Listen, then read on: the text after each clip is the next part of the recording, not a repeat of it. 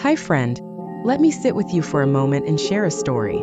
It's about trust, about lessons I had to learn the hard way, and about finding strength when someone tried to take advantage of me. Because if my story can help even one person avoid being tricked, then it's worth telling. I want to pull back the curtain on the specific, calculated steps they take, not to scare you but to arm you with knowledge. When we understand their playbook, the psychological triggers they pull, and the perfectly crafted lies they tell, we take away their power and reclaim our own. Started like many stories do, with a simple hello. Nothing dramatic, just a kind message from someone who seemed interested in me. And after a long day, that kind of attention feels nice. It feels like maybe the world finally noticed you. But what I didn't know then is that scammers count on that feeling. They know we all want to feel seen. This initial contact is never random. It's a strategic phishing expedition. They cast out hundreds of these low-effort messages across dating apps and social media, using stolen, attractive photos to maximize responses. Their goal isn't to start a real conversation, but to identify a potential target, someone who is friendly, responsive, and perhaps a little vulnerable. That first hello is the hook, and my polite, engaged response told him I was a fish worth reeling in. Within days, he was calling me special, telling me I was different. That kind of talk can make your heart skip a beat, especially if you've been lonely. But here's what I learned. Real relationships take time, but scams move fast. If someone's trying to rush your heart, pause. Ask yourself, why the hurry? This technique is called love bombing. He would send good morning and good night texts without fail, creating a rhythm of dependency. He'd claim he'd never felt a connection so deep so quickly, and he'd use that intensity to bypass my normal boundaries. The hurry is a critical part of the scammer's business model. They can't afford to invest months in one target when they have dozens in their roster. They need to create a false sense of intimacy rapidly to get to the payoff before their target has time to think critically or consult friends. He seemed perfect. Too perfect, really. He agreed with everything I said, like everything I liked, and never once challenged me. First it felt flattering. Later I realized it was a script. Scammers don't build real connections, they build mirrors. They reflect back what they think you want to see. This is a deliberate tactic known as mirroring.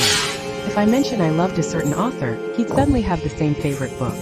If I said I valued honesty above all, he'd craft a story about his own unwavering integrity. He was a chameleon, changing his colors to match my emotional environment perfectly. There were no disagreements, no bad days, and no flaws, because the persona he presented wasn't a real person.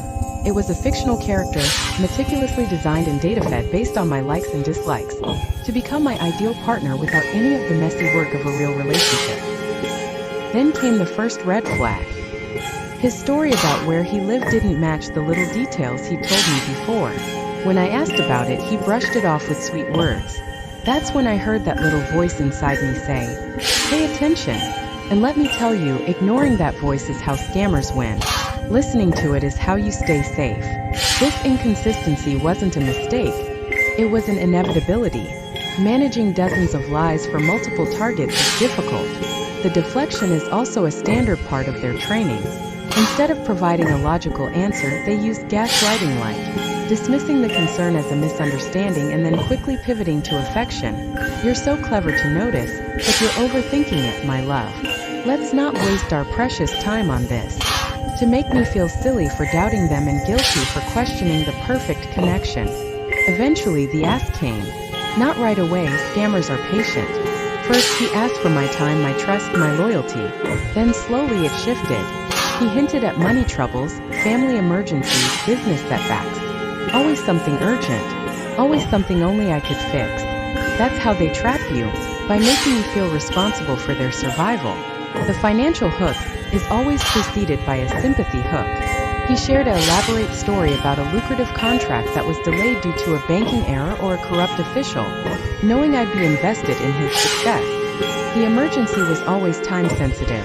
A payment needed to be made today or the opportunity would vanish, or he'd be thrown in jail. The key was making me feel like the only person he could turn to, his sole confidant and savior.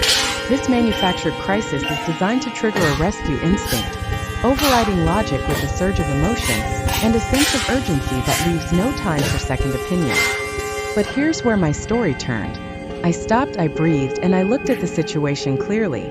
Would a real partner ask for money before trust had even had time to grow? No. Would someone genuine avoid video calls, dodge questions, or pressure me to act fast? No again. And once I faced the truth, I felt a strange kind of peace. Because the truth frees you even when it hurts. I did a simple Google reverse image search on his profile picture and found it plastered on a stock photo website and a model's Instagram account from another country. The elaborate business he described had no digital footprint whatsoever. Every excuse for why we couldn't video chat, a broken camera, poor internet on the oil rig, a shy demeanor, suddenly clicked into place as the blatant lies they were. The pressure to send money via untraceable methods like gift cards or wire transfers wasn't romantic. It was a textbook financial scam. I blocked him. And let me tell you, that wasn't weakness, it was strength. Saying no is not cruel, it's powerful. Boundaries don't chase away the right people. They only chase away the wrong ones. And the moment I chose myself over his lies, I took back my time, my energy, and my peace. I didn't engage in a long goodbye or try to confront him. I knew that would only give him a chance to manipulate me further with more lies and guilt trips. The block button was my shield. It was an act of profound self-respect. The immediate silence that followed was initially jarring, but within hours, it was replaced by an overwhelming sense of relief. The constant anxiety of his manufactured dramas evaporated, and I realized how much mental energy his fiction had been consuming. Looking back, I don't just see a scam. I see a lesson. I see how much I've grown. Scams remind us how badly we crave connection, but also how important it is to protect our hearts. They remind us that real love, real friendship, it's slow, steady, and honest. And that protecting yourself doesn't mean closing off. It means opening your heart only where it's safe. This experience taught me to vet authenticity through actions, not words. Real partners show up consistently. They don't just say the right things. They aren't afraid of video calls or meeting your friends. They have a past you can verify and a presence in the world that extends beyond a text message. My desire for connection is a strength, not a weakness. But it must be paired with the wisdom to see the difference between a building and a mirror. So my friend, let me leave you with this. You are smarter than any scammer. You are stronger than any trick. And your time, your peace, your love, they're treasures worth guarding. If this story spoke to you, share it. Someone else out there might be on the edge of falling for the same trap, and your share could save them. Talk about these tactics with your friends, your mothers, your daughters. Make love bombing and mirroring household words. And if you've lived through something like this, drop your story in the comments. Do not feel shame. Feel pride in your resilience. Together we learn. Together we heal. And together we grow wiser and build a community that is immune to their schemes.